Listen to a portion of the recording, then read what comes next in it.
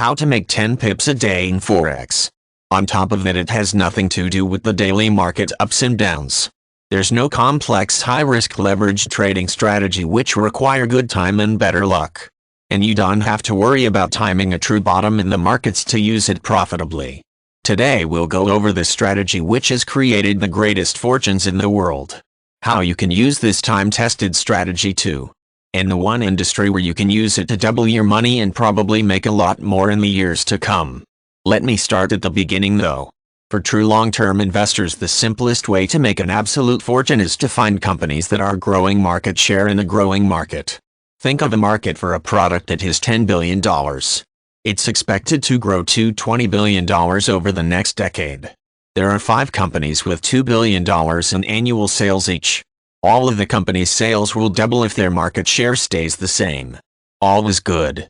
Of course, that's not how it really works. As an industry grows, there are inevitably winners and losers.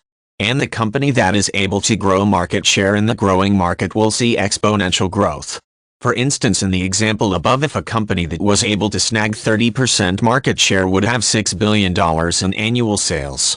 That seemingly small difference in market share is the difference in annualized revenue growth of 7.1% and 11.6%.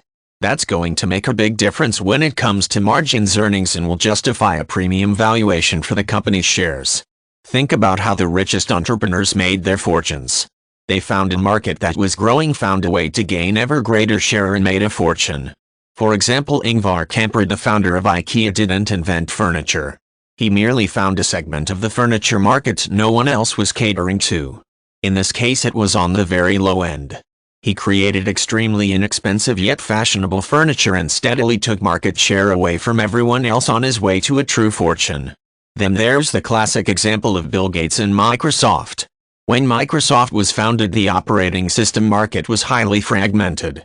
Most major players were working with single-digit shares. Over the next 20 years, the market for operating systems grew quickly and Microsoft became a market leader with 90% plus share of the market. The key here is that this strategy is simple. It's easy to understand. Better yet, it's easy to execute. It's a 2-step process. 1. Find a growing industry. 2. Find the winners. Right now, one industry is set to see exponential growth over the next 3, 5, and 10 years, but most investors have quit paying attention.